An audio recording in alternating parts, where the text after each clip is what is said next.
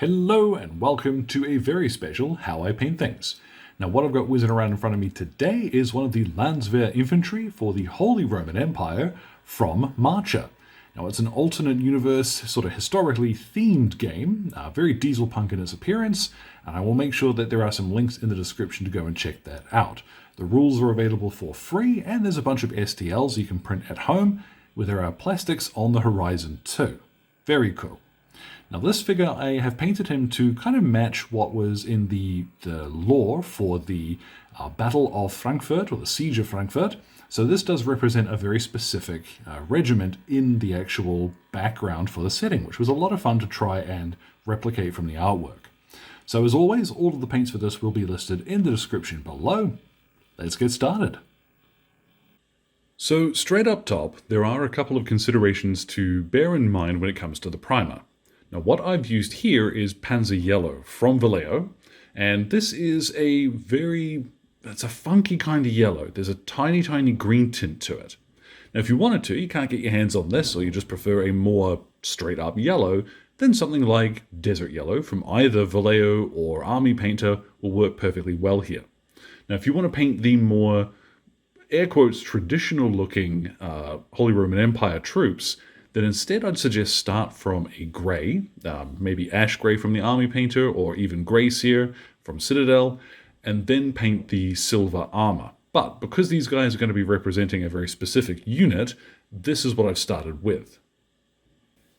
Now this will probably be more important if you are painting figures that have more armour on them, so engineers or the big war suits or what have you, but I'm going to start with some Middlestone.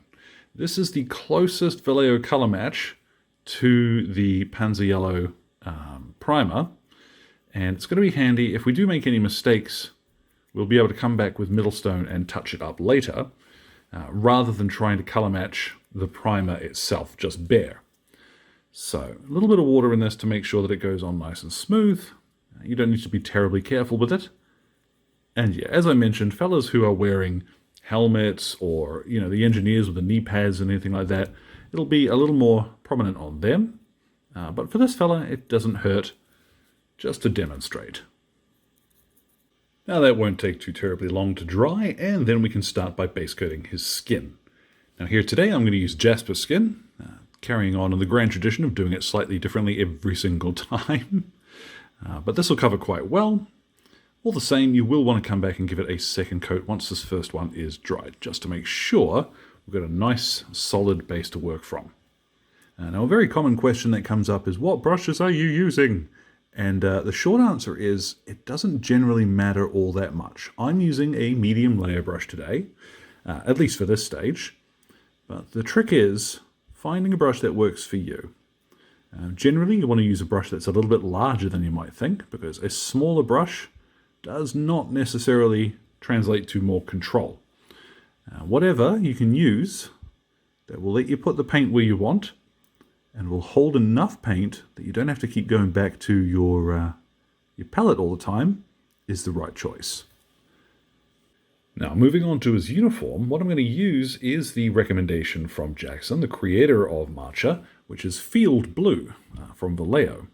Now this one's a tricky one because it doesn't really exist in other ranges. Normally I'd say, oh, you could use XYZ and it would look pretty close. This one's a bit of a funny old one. You could try mixing maybe a little bit of grey into something like Wolf Grey from the Army Painter, or it's kind of close to Old Shadow Grey from Citadel, if you remember that. The Fang is probably the closest you'll find today, but if you can get it, Field Grey will do the job. Covers very well too. Now you may notice I've swapped my brush. I'm now using one of the size 5 ones from the Army Painter. Whatever is going to do the job at the time. This one's a little bit larger, it's going to carry more paint. Lets me base coat bigger areas like this without having to fuss too much. So, once I've gone over this with one coat, I'm going to see how it looks. If I've got any other primer showing through, I'll give it a second. Now that is such a funky colour. I've got a couple of bits here which are like a soft material, and for this I'm going to use Tomb King Tan. This one's from the Army Painter, and it will cover pretty well over the primer that we've used. So his bedroll and the little turned over socks at the top of his boots. Let's go ahead and base coat these now. Now for wooden details like his rifle and the handle on his entrenching tool, what I'm going to use here, this is flat brown from Vallejo. Now this one I like because you can thin it down quite a bit and it still covers relatively well. Similar to this in the army painter range at least is actually rifle brown, which is from their historical range. And that one's maybe just a little bit more red, but really it's pick a color that you like the look of. Now we can crack on to some of the leather details, and for this I'm going to use oak brown from the army painter. Now Jackson uses Catachan Flesh here, and they are actually very similar to one another. And here you'll see why I've painted those cloths first, because now I can just bop over the ties holding them in. Nice and simple there. Now because of how I am doing the base as well, I have very quickly thinned that paint down and popped it all over there too. And one thing to mention is that I did make a few little mistakes splurging onto the canvas pack that I'd already painted. I have tidied them up as I'm going because my paint's already right in front of me on the palette. What I'd suggest though is that if you are painting 5 or 10 guys at a time, leave your tidy up stage until a final step because it'll be much quicker that way. What I'm going to go to now is German Grey from Vallejo, and this is my not quite black that I'm going to use. It looks a little grayer than it is going on, but as it dries, it has this wonderful, just off black color. So all the gunmetal I'm going to paint with this. I'm also going to do this off screen probably with a slightly smaller brush. His hair and mustache with this, and yeah, this little bit on his entrenching tool. I always love when there's a step where they start looking really finished. It's like, oh yeah, there we go. For its collar tabs and what have you though, what I'm going to use here, this is Dragon Red. Might be a little bit tricky getting this on camera. Now Jackson uses Mephiston Red, and this is basically the same color. But I don't have to stand up to reach this one. Now the miniatures themselves that I've seen on the GameFound campaign don't tend to have these details painted, but the artwork does have, particularly the pockets here, these turn downs are painted in green. So I'm going to do these red to match this regiment's colors, and I think it adds a bit to the model. Now this is a step which you can skip, but I think it will look cool if you do take the time here. I've got some plate mail metal, and I'm going to dot in, oops, oh well, I can tidy that up. I'm going to dot in the buttons on the jacket and on his cap. And finally for the base colors, I'm going to get some weapon bronze here, and I'll pop that over the little plate on his hat. Now once that's had time to dry and you've gone ahead and done any cleanup that you need to, next we're going to go ahead and shade them. Now what I have is a little bit of a departure from usual, and I'm going to do this for a couple of reasons. One, it's good to see something different on occasion, and two, I wanted to show Jackson specifically, so here we go. What I have is Agrax Earthshade, and I've mixed this down half and half with Lamian Medium. The new formulation of the Agrax is pretty strong, and it does settle quite heavily and tends to stain colors quite a lot more than I like. It doesn't behave like the old Agrax Earthshade did. However, when we thin it down, and like I said, about half and half, what happens is we get this nice smooth gunk. It's still obviously quite brown, but it is a little bit warmer than something like dark tone would be. We get plenty of shading, and it doesn't stain everything as heavily as it would if we used it neat. So I'm going to go over everything with this entire miniature, then we'll give it about half an hour to dry, and we'll see if my cunning plan works the way I think, or am I just adding steps to fix up later. And then once that's dried, yeah man, I think adding the medium really helps with that Agrax Earthshade. It hasn't stained as much as it would if it was being used neat, and the shading is still there. Quite happy with that. Now I'm not too worried about it being a little bit glossy, because we are going to matte varnish this later. But if you do find it tricky at this stage to see what you're doing for your highlights, then a quick matte varnish spray won't hurt. What I am starting with here, this is Tourmaline's skin, and we're going to highlight, big surprise, his skin. I don't want to do a huge amount of this really, because his face has actually got a lot of character in it. So I'm going to try and leave a fair bit of the shaded stuff in the recesses. Use this to just pick out some of the details of his face, like his chin, cheekbones, and don't forget his ears. Now obviously if you've got a fellow who's not got his gloves on, then don't forget to do the back of his hands as well. Now to finish off his face, what I have is ruby skin. Now this one's not actually from the same colour set as the others that I've used so far. However, it is a little bit more warm, and to my eye it works better as a highlight for this. So I'm going to concentrate on tip of his nose, his chin and what have you, and just a few last bits to really make parts of his face stand out. Now obviously you don't have to spend that much time on the faces. I just like painting faces, and if you're ever going to do any one thing after finishing a miniature to make it look a lot cooler, paint the face. It's worth practicing. Now I'm going to carry on with highlights that I don't need to mix, so I have here Dryad Brown. I'm going to use this on some of the leather details. So his gloves, his straps, pouches and what have you. Pop a little bit of this on now. Now spinning him around as well, I'm going to use a little bit of skeleton bone here and just a few straight lines on his pack, or rather the bedroll itself.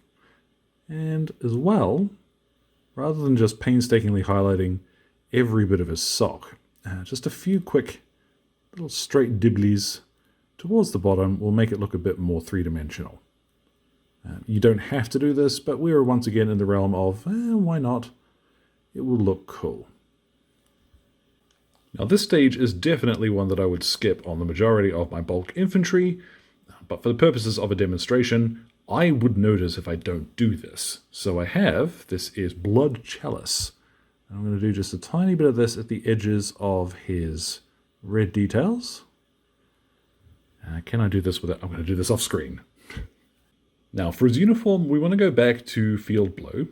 I've thinned this down just a little bit more than I would have done for a base coat, because I don't want it to be, what's the word? I don't want it to be kludgy. And I'm going to go over most of the blue with this again.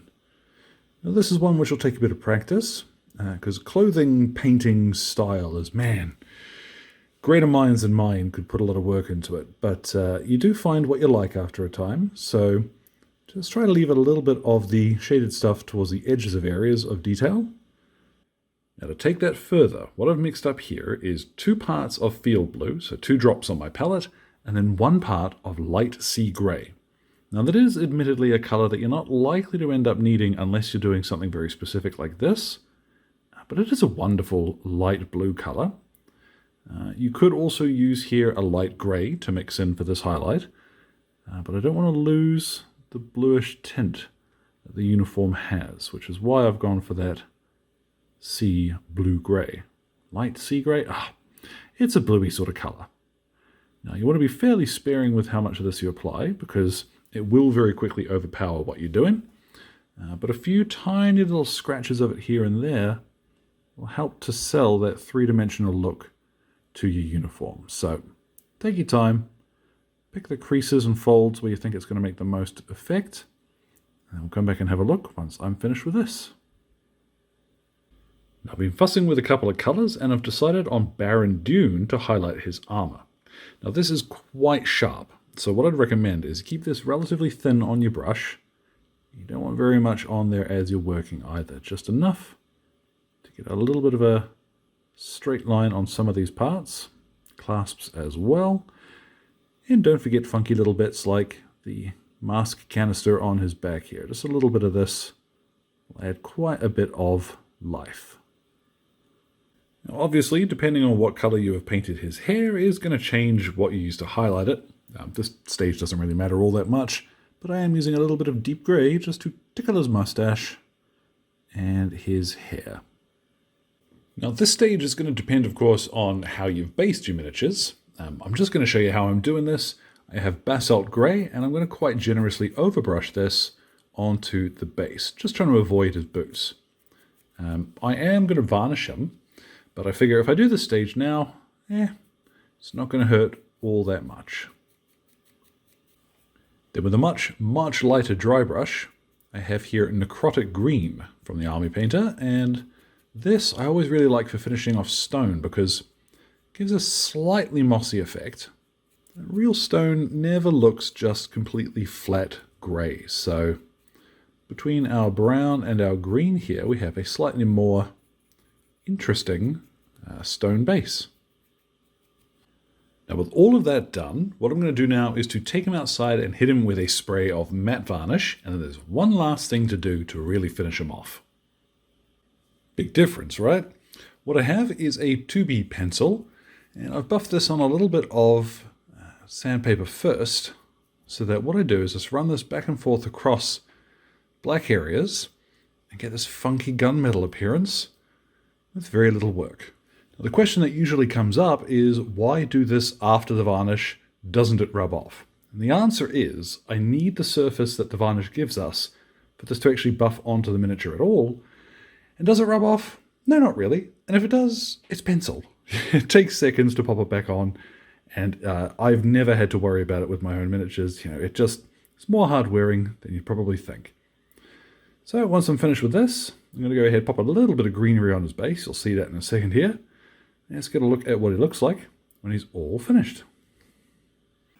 And so there at last, our Landwehr is complete. I'm quite happy with the result.